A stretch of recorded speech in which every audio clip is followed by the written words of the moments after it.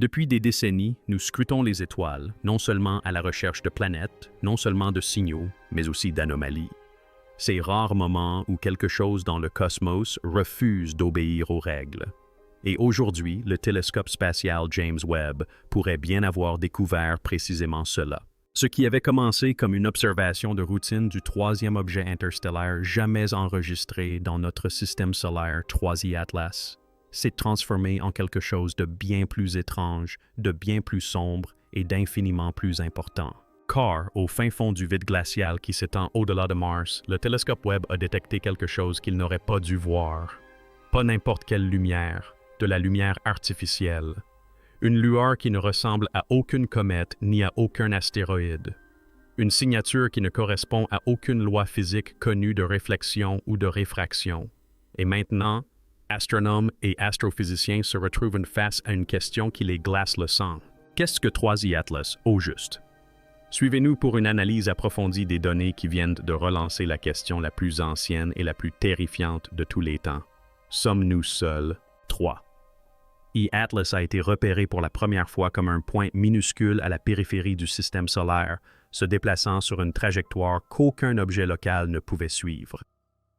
Il était manifestement interstellaire, né hors de l'influence gravitationnelle de notre Soleil, projeté à travers la galaxie par une force inconnue et dérivant désormais silencieusement dans notre voisinage. Au départ, il fut considéré comme une curiosité cosmique, à l'instar de ses prédécesseurs Oumuamua et Borisov. Mais même sur ses premières images, quelque chose clochait. Contrairement à la plupart des objets interstellaires, 3I Atlas était d'une brillance inhabituelle, et ce de manière inexplicable. Sa magnitude ne correspondait ni à sa taille ni à sa composition estimée. Son scintillement était d'une constance anormale. Sa luminosité ne faiblissait pas comme prévu et ne présentait aucun signe de dégazage ou de libération de poussière. Les comètes traditionnelles ont tendance à s'illuminer par à-coups lorsque la glace se sublime, mais celle-ci est restée stable, comme si elle était alimentée de l'intérieur. Des télescopes du monde entier se sont tournés vers elle pour l'observer, et Webb, avec sa capacité inégalée à scruter le spectre infrarouge, a été sollicité pour percer le mystère. Ce qu'il a vu a tout changé. Le télescope spatial James Webb, perché à 1 million de kilomètres de la Terre au point de Lagrange, a été conçu pour voir l'invisible, pour percer l'éclat des étoiles et révéler ce qui se cache dans l'ombre. Son observation de 3I Atlas était censée dissiper la confusion. Au contraire, elle l'a amplifié. Les instruments du télescope ont détecté une émission thermique centralisée qui ne correspondait à aucune réflexion naturelle de la lumière solaire. En général, une comète brille grâce aux rayons du Soleil réfléchis par la poussière et la glace. Mais 3I Atlas a révélé une signature thermique interne, un rayonnement émanant du noyau. Il ne s'agissait pas de lumière diffusée, mais de lumière émise. La cartographie thermique a révélé une structure qui ne correspondait à aucune courbe de distribution connue des objets naturels. Cette émission pulsait faiblement, irrégulièrement et, plus inquiétant encore, semblait se répéter par intervalles. Ce rythme, d'une subtilité infinie, suggérait non pas le hasard, mais une intention. Certains scientifiques de la NASA et de l'Agence spatiale européenne ont proposé des explications exotiques, des intégrations radioactives, frottements souterrains, isotopes extraterrestres. Mais à mesure que de nouvelles données affluent, ces théories se sont effondrées. La seule explication plausible qui subsistait était celle que personne ne voulait formuler. Cet objet pourrait être alimenté. À mesure que les données provenant de Webb, Hubble et des observatoires terrestres s'accumulaient, un profil de 3I Atlas a commencé à se dessiner et il ne ressemblait en rien à aucun corps céleste connu. Sa trajectoire était trop précise pour être chaotique, comme si elle choisissait son chemin, ajustant subtilement sa trajectoire grâce au puits de gravité. Sa rotation était d'une stabilité anormale, avec un mouvement de culbutage qui défiait la dérive inertielle classique. Et l'absence de queue cométaire, même lors de son passage près du rayonnement solaire, suggérait la présence d'une enveloppe ou d'une carapace, peut-être un dispositif la protégeant de la chaleur. Puis vint la découverte la plus controversée. L'albédo, ou réflectivité de sa surface, fut mesuré comme étant presque parfait par endroits, proche de celui du métal poli. ni roche, ni glace, ni poussière, du métal. Les implications de cette révélation ont secoué la communauté astronomique. Si l'objet était métallique, structuré et émettait de l'énergie, nous n'observions plus un objet naturel, mais une technologie. Soudain, le terme « sonde » s'est répandu comme une traînée de poudre. Balise, vaisseau, voire artefact. L'idée qu'il puisse s'agir d'un vaisseau spatial extraterrestre n'était plus cantonnée au forum complotiste. Elle circulait désormais discrètement dans les courriels institutionnels, derrière des pare-feux cryptés. L'élément de preuve le plus accablant n'était peut-être ni les émissions thermiques, ni la trajectoire, ni même l'étrange signature métallique. C'était la lumière. L'analyse photométrique a révélé un phénomène glaçant. La lumière émise par 3i Atlas était concentrée dans une bande spectrale étroite. Autrement dit, il ne s'agissait pas d'une large réflexion naturelle de la lumière du Soleil, mais d'une émission contrôlée de longueurs d'onde spécifiques. C'est précisément ce que nous faisons avec les matrices de LED, les systèmes de communication laser et les balises de signalisation des engins spatiaux. De plus, cette bande comprenait des fréquences souvent utilisées dans les systèmes de communication et de guidage sur Terre. De plus, l'intensité lumineuse semblait réagir imperceptiblement au rayonnement solaire, comme si un système embarqué l'ajustait en temps réel. Elle ne clignotait pas de façon aléatoire, mais avec une étrange pulsation intermittente. Les astronomes ont analysé les données à l'aide de modèles de signaux connus. Les résultats obtenus étaient non concluants, mais pas dénués de sens. Certains affirmaient que les impulsions ressemblaient à des séquences binaires. D'autres suggéraient qu'il pouvait s'agir d'une source d'énergie rotative. Mais la conclusion était indéniable. Cet objet n'était pas passif. Il était actif et son action était délibérée. Et nous en étions témoins en direct. Au fur et à mesure que les données affluaient, une équipe d'astrophysiciens du MIT et de Harvard a effectué une analyse approfondie des signaux émis par 3i Atlas. Au premier abord, les fréquences semblaient aléatoires, un simple bruit dispersé sur le spectre. Mais lorsqu'on leur appliqua des transformés de Fourier pour isoler des motifs cycliques, quelque chose émergea. Au sein de ce bruit statique, enfoui comme un murmure sous le chaos, se trouvait une impulsion structurée et répétitive, d'une précision trop extrême pour être naturelle. Il ne s'agissait ni d'un signal binaire standard, ni d'une modulation typique utilisée dans les technologies humaines, mais elle portait l'empreinte indéniable d'un codage intentionnel. Certains ont émis l'hypothèse qu'il pourrait s'agir d'une balise, un signal émis en continu destiné à des récepteurs d'origine extraterrestre. D'autres ont supposé qu'il pourrait s'agir d'un système de télémétrie, un flux de données constant renvoyé à la source de cet objet. Ce qui était troublant, c'était que le message, quel qu'il soit, n'avait pas changé depuis sa première détection par le télescope Webb. C'était comme si 3i Atlas ne s'adressait pas à nous, mais à quelqu'un d'autre. Et peut-être que cette personne l'avait déjà entendu. La nouvelle de cette découverte se répandit rapidement au sein des plus hautes instances des institutions scientifiques et de défense. Un rapport confidentiel fut diffusé. Des informations internes à la NASA, puis divulguées à un journaliste anonyme, ont révélé que de hauts responsables se coordonnaient déjà avec les agences spatiales mondiales pour déterminer si le missile 3i Atlas représentait une menace. Certains scientifiques ont avancé qu'il s'agissait d'un objet bénin, une sonde ancienne, peut-être vieille de plusieurs siècles, suivant un itinéraire préprogrammé à travers les étoiles. D'autres étaient moins optimistes. Ils soulevaient des questions restées sans réponse. S'il émet, qui le reçoit? S'il émet de la lumière, possède-t-il aussi un système de propulsion? S'il est là intentionnellement, pourquoi maintenant? Le rapport évoquait la possibilité, aussi infime soit-elle, que 3i Atlas ne faisait pas que passer, mais qu'il observait. Le suivi des alignements planétaires, des champs électromagnétiques, voire de civilisations avancées, cette possibilité semait la panique en coulisses. Car si cet objet n'était pas seul, quelque chose d'autre pouvait être en route, quelque chose qui l'avait envoyé.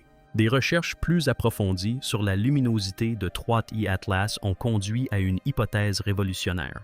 L'objet n'émettait pas seulement de l'énergie, il la captait également.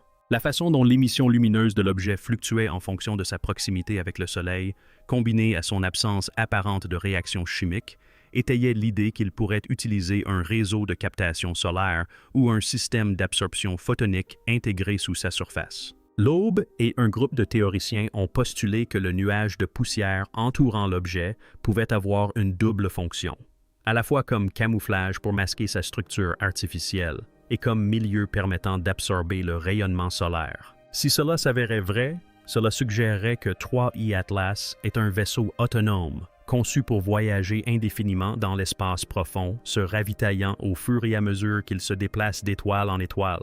Ce concept concorde avec les modèles théoriques connus de sondes interstellaires, des machines qui pourraient rester inactives pendant des siècles, ne s'activant qu'en atteignant un système stellaire digne d'être étudié. Et si notre système solaire a déclenché cette activation, alors le message a été reçu. Alors que les agences spatiales internationales s'efforçaient de trouver des réponses, une vérité est devenue de plus en plus évidente. Nous ne sommes pas prêts. Malgré des décennies de spéculation sur un contact extraterrestre, nos systèmes, politiques, scientifiques et philosophiques, sont totalement inadaptés pour appréhender ce que pourrait représenter 3I Atlas. Aucune déclaration officielle n'avait été faite, mais des documents internes divulgués par des agences en France, au Japon et au Brésil laissaient tous entrevoir des conclusions similaires. Cet objet pourrait ne pas être qu'une simple anomalie, mais une première rencontre au ralenti. Et contrairement à ce que Hollywood nous a appris, il n'y a pas eu d'atterrissage, pas d'apparition soudaine dans le ciel, pas de réponse immédiate, seulement des données, seulement de la lumière, seulement le silence. Le télescope Webb continue d'observer l'objet chaque jour et pourtant chaque réponse qu'il apporte semble soulever deux nouvelles questions. S'il s'agit d'un contact, alors il se fait selon leurs conditions, pas les nôtres. Silencieux, distant, inquiétant, et c'est peut-être là le plus terrifiant. Car ce à quoi nous assistons n'est peut-être pas une invitation. Il pourrait s'agir d'une surveillance, et nous avons peut-être déjà été repérés. Alors même que les astronomes pensaient que 3I Atlas avait atteint une trajectoire prévisible, un événement inattendu s'est produit. Sa luminosité a connu une hausse spectaculaire. Il ne s'agissait pas d'une augmentation progressive due à sa proximité avec le Soleil, mais d'une éruption soudaine capturée en temps réel par le télescope James Webb et confirmée par plusieurs observatoires terrestres. La luminosité de l'objet a augmenté de près de 40% en moins de 2 minutes, avant de se stabiliser à un nouveau niveau élevé. Aucune explication naturelle ne correspondait aux données. Il n'y avait aucun signe d'interaction avec le vent solaire, aucun impact, aucune désintégration fragmentaire. C'était comme si quelqu'un ou quelque chose avait actionné un interrupteur. L'éruption n'était pas seulement visible. Elle s'accompagnait d'une modification de la signature thermique de l'objet, comme si des systèmes s'étaient activés. Les théoriciens ont avancé une hypothèse inquiétante. Cet objet serait entré dans une phase d'éveil, déclenchée soit par sa proximité avec notre étoile, soit par nos propres observations. Et si cette éruption était intentionnelle, alors elle était destinée à être vue. Peu après cette augmentation anormale de luminosité, les calculs orbitaux de plusieurs agences spatiales ont détecté autre chose. 3I Atlas ne suivait plus précisément sa trajectoire prévue. Elle avait légèrement dévié, subtilement, mais de façon mesurable. La gravité seule ne pouvait expliquer cette modification. Même la pression de radiation solaire, souvent invoquée pour expliquer les petites variations de trajectoire des objets légers, ne tenait pas la route. Ce changement était délibéré. Plus inquiétant encore était la direction de cette nouvelle trajectoire, plus profondément dans le système solaire, avec une inclinaison ajustée qui la rapprochait du plan de l'orbite terrestre. L'objet ne faisait plus que passer. Il avait en réalité changé de voie. Certains scientifiques ont appelé à la prudence, évoquant une anomalie gravitationnelle. D'autres, en revanche, y ont vu une manœuvre, une subtile correction de trajectoire qu'aucune comète ni aucun astéroïde n'avait jamais effectuée. Et si 3I Atlas était capable d'une propulsion ou d'une navigation même rudimentaire, cela signifiait que nous n'observions plus une relique. Nous étions face à un vaisseau en mouvement, un vaisseau animé d'une intention.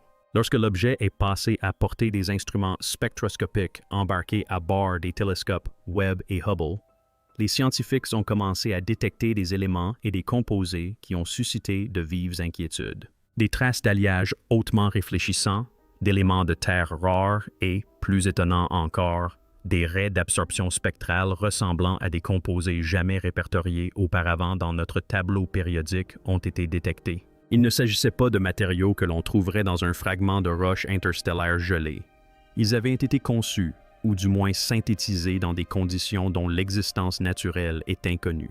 Un profil spectral ne correspondait à aucun processus chimique connu, mais ressemblait fortement à des composés théoriques proposés dans les laboratoires de matériaux quantiques, des substances que l'on pensait n'exister que sous l'influence de champs magnétiques intenses ou du confinement quantique. Cette découverte impliquait soit un âge insondable, suggérant que l'objet est antérieur à la civilisation humaine de plusieurs millénaires, soit une fabrication récente très avancée par une civilisation bien plus avancée que la nôtre. La nature du matériau était plus éloquente que n'importe quel signal. Car même si nous ne pouvions pas décoder le messager lui-même n'était pas naturel. Face à l'accumulation de preuves pointant vers une origine non naturelle, les gouvernements et les agences ont commencé à réagir, non pas publiquement, mais avec une urgence indéniable. Le niveau de cryptage a été renforcé sur les réseaux des observatoires. Des équipes de recherche ont été discrètement réaffectées. Une augmentation soudaine et inexpliquée des recalibrages de satellites a été constatée sur plusieurs continents. Les nations spatiales ont entamé des discussions confidentielles sur les mesures d'urgence à huis clos. Un document divulgué provenant d'un consortium international de défense suggérait que le 3e Atlas pourrait ne pas être un visiteur isolé, mais un éclaireur. La structure inhabituelle de l'objet, sa rotation stable et sa capacité apparente à rester opérationnelle sur des distances interstellaires indiquaient une conception compatible avec celle de sondes d'observation à long terme. Mais s'il s'agissait d'une mission d'exploration, que recherchait-il? Et, plus inquiétant encore, que pourrait-il se passer ensuite? Dans les universités, les observatoires et les centres de commandement militaire, un consensus terrifiant se dessinait. Nous n'étions plus seuls dans l'univers, et le premier contact ne serait peut-être pas une conversation, mais une évaluation. Alors que les spéculations atteignaient leur paroxysme, une équipe audacieuse de l'Institut SETI a décidé de prendre le risque que personne d'autre n'aurait osé prendre. Ils ont transmis une impulsion radio ciblée directement vers l'emplacement prévu de 3 tailles Atlas. Le message contenait des constantes mathématiques universelles, le tableau périodique et des représentations visuelles élémentaires de l'humanité. Il se voulait une poignée de main cosmique, un bonjour prudent. Les jours passèrent, puis une semaine. Aucune réponse. Mais alors que l'expérience allait être classée comme un appel resté sans réponse dans le vide, l'une des stations de surveillance au Chili a enregistré quelque chose d'étrange. Une impulsion de retour à bande étroite, hors fréquence, déformée mais indubitablement synchronisée avec le message original. Ce n'était pas une réponse textuelle, ce n'était pas un écho, c'était un ping, un signal de retour présentant une variation suffisante pour indiquer qu'il ne s'agissait pas d'une simple réflexion. Il avait été traité. Il avait été renvoyé. Mais ce qui a le plus stupéfié l'équipe SETI, ce n'était pas le signal lui-même, mais le moment précis de la réponse. 72 heures après l'émission, à la seconde près. Cela signifiait que quelque chose avait non seulement reçu notre message, mais avait aussi calculé le délai et répondu délibérément. Suite à la détection du signal de retour, les observatoires du monde entier ont commencé à constater des anomalies techniques. Les instruments infrarouges de Webb ont montré une cartographie thermique erratique pour la première fois depuis son lancement, et les capteurs gyroscopiques de Hubble ont enregistré des microfluctuations malgré une orientation stable. Les télescopes terrestres ont connu ce qui a été initialement considéré comme des bugs logiciels, des cartes stellaires mal alignées, des distorsions de pixels inexplicables et des flux de données figés précisément lorsqu'ils étaient mis au point sur 3i Atlas. Mais ces anomalies ne survenaient pas par hasard. Elles se produisaient par moments de façon synchronisée, comme si elles étaient coordonnées, comme si quelqu'un ou quelque chose ne voulait pas qu'on regarde de trop près. Une théorie a émergé d'un groupe de réflexion secret enfoui au cœur de l'Agence spatiale européenne. L'objet n'émettait pas seulement des signaux, il les brouillait, interférant de manière sélective. Les implications étaient stupéfiantes. Un visiteur passif ne dissimule pas son identité, un éclaireur, si. Si l'objet gérait activement ce que nous pouvions voir, et quand nous pouvions le voir, alors nous ne l'observions pas. On nous le permettait. Et puis, le silence. Quelques jours après l'incident de signalisation et les dysfonctionnements techniques, les mises à jour du télescope Webb ont été retardées, restreintes, puis finalement redirigées. Les journaux de bord public n'étaient plus accessibles. l'Agence spatiale européenne a publié une déclaration vague concernant le recalibrage des instruments. La NASA a tout simplement cessé de commenter.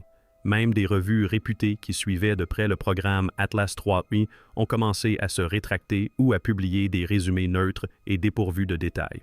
La communauté astrophysique était divisée. Certains pensaient que les agences s'efforçaient de valider la découverte avant de la rendre publique. D'autres soupçonnaient quelque chose de bien plus sombre.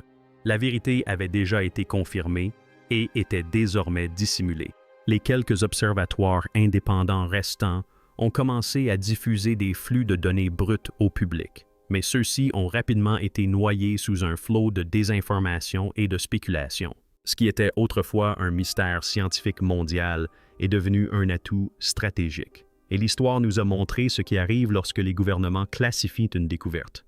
La vérité meurt dans le silence. Dans une ultime tentative pour comprendre ce qu'ils observaient, une coalition d'astronomes et de mathématiciens s'est tournée vers la reconnaissance de forme et la théorie des probabilités. Ils ne cherchaient plus une communication, mais une preuve d'intention. Et c'est alors qu'ils ont découvert le schéma le plus terrifiant de tous. La trajectoire de cet objet à travers le système solaire, bien qu'apparemment naturelle, dessinait un arc de Fibonacci lorsqu'on la traçait en fonction des positions planétaires. Une spirale ancestrale d'une beauté proportionnelle omniprésente dans la nature et, curieusement, dans de nombreux protocoles de communication terrestre. De plus, le moment de ces corrections de trajectoire, les éclairs lumineux et même la réponse du signal étaient corrélés à des séquences de nombres premiers. Quelles sont les chances que cela se produise naturellement? Une vitesse astronomiquement basse. Ces trajectoires ont été choisies avec soin. Cela signifie que cet objet, 3i Atlas, ne se contentait pas de traverser le système solaire. Il naviguait avec une précision mathématique, comme s'il suivait une carte ou un horaire précis. Quelques théoriciens murmuraient désormais l'impensable. Il ne s'agissait peut-être pas d'une sonde interstellaire, mais d'un message interstellaire, non pas fait de sons ou de symboles, mais de comportements. Et nous venons de décoder le premier mot.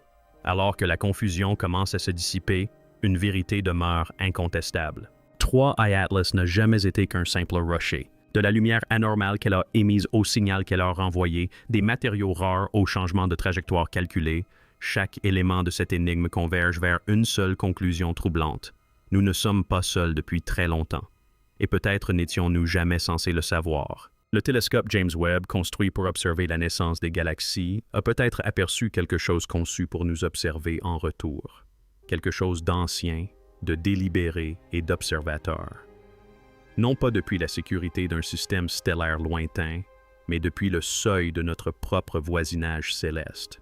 Et pourtant, le silence règne. Les agences refusent de parler. Les données sont dissimulées. Le monde, semble-t-il, est jugé insuffisamment prêt. Mais nous avons entrevu la lumière. Nous avons suivi la voie. Et maintenant, nous posons la question qui terrifie même les esprits les plus rationnels. Que va-t-il se passer ensuite? 3i Atlas était-elle simplement de passage, cataloguant notre petite planète avant de poursuivre son voyage? Ou n'était-elle que la première d'une longue série?